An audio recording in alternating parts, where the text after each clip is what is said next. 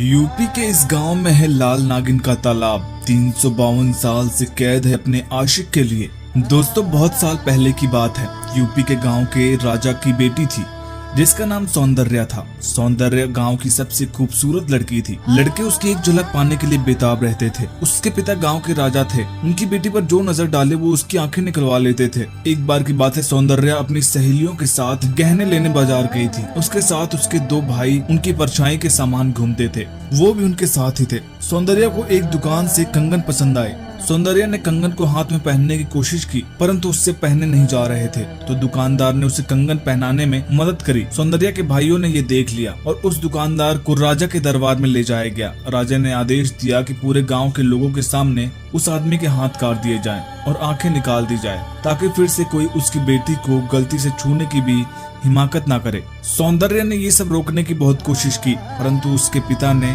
उसकी एक नहीं सुनी। सौंदर्या जितने दिखने में खूबसूरत थी, उसका दिल भी उतना ही सुंदर था। उसे तालाब में नहाना, गाय चराना और रोज अपनी सहेलियों के साथ मछली पकड़ने जाने का बहुत शौक था। वो महल में झूठ बोलकर जाती थी और गांव के तालाब में जाकर मछली पकड़ती थी। माना जाता था कि गांव में इच्छाधारी नागिन रहती है। सौंदर्या जंगल से गुजर रही होती है। वो देखती है कि बहुत ही बड़े से नाग को एक सपेरा पकड़ने की कोशिश कर रहा है। सौंदर्या उसे देख उसे ऐसा करने से रोक लेती है और बोलती है, तुम्हें पता है मैं कौन हूँ? अगर आगे से तुमने किसी भी जानवर के साथ ऐसा करने की कोशिश की तो मैं तुम्हें उम्र कैद की सजा दिलवा दूंगी। सपेरा बोलता है, अब से उससे ऐसा नहीं होगा, और डर के भाग जाता है और नाग भी सपेरे के चंगुल से निकल जाता है। सौंदर्या तालाब में मछली पकड़ रही होती है। एक इच्छाधारी नाग अपने मनुष्य रूप धारण कर लेता है। ये नाग वही होता है जिसकी जान सौंदर्या ने बचाई थी। वो सौंदर्या की खूबसूरती को देखकर पहले ही नजर में उसे चाहने लगता है। नाग सौंदर्या से तालाब के किनारे मिलने जाता है और उससे उसका नाम पूछता है। सौंदर्या नाग से बोलती है कि तुम कौन हो?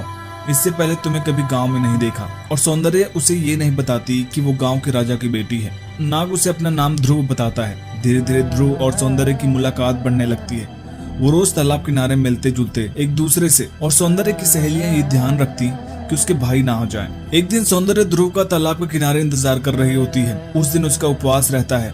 पूरे दिन कुछ न खाने की वजह से सौंदर्या को चक्कर आ जाता है और वो बेहोश होकर तालाब में गिर जाती है।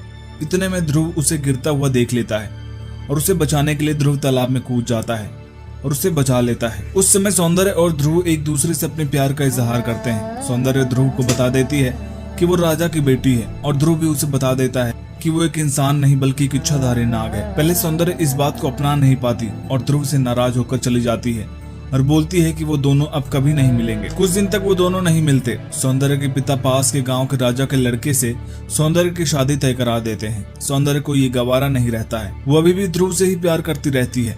ये सुनकर बहुत रोती है।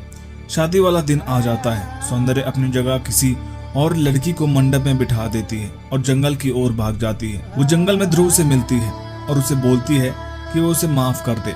वो उससे बहुत प्यार करती है और उसके बिना एक पल भी नहीं रह सकती। वो लोग पास के महादेव के मंदिर में अपनी शादी रचाकर गांव से कहीं दूर भाग जाने का सोचते हैं। इतने में राजा को पता चल जाता है कि घूंघट में उसकी बेटी नहीं है और राजा अपनी पूरी फौज के साथ उसकी बेटी को ढूंढने के लिए निकल जाता है। वो लोग उन्हें महादेव मंदिर में शादी करते हुए देख लेते हैं। राजा के बेटे ध्रुव की पेट में तलवार मारकर हत्या कर देते हैं और उसे तालाब में फेंक देते हैं। सौंदर्या उन लोगों की चंगुल से भाग जाती है और उसी तलवार से खुद को भी मार लेती है और तालाब में डूब जाती है। जाते जाते बोलती है कि हम जी कर साथ नहीं हुए तो क्या हुआ, हम मरने के बाद अगले हर जन्म में एक दूसरे के साथ रहेंगे। मैं तुम्हारे अलावा किसी के साथ अपना जीवन व्यतीत करने का सोच भी नहीं सकती। और तभी से सौंदर्या की आत्मा पिछले 352 सालों से यूपी के गांव के उस तालाब में अपने प्रेमी के साथ कैद है, जिसे अब लाल नागिन का तालाब कहा जाता है। दोस्तों, वीडियो कैसी लगी कमेंट में जरूर बताइएगा और वीडियो पसंद आई तो लाइक करिएगा, शेयर करिएगा और चैनल को सब्सक्राइब जरूर करिएगा।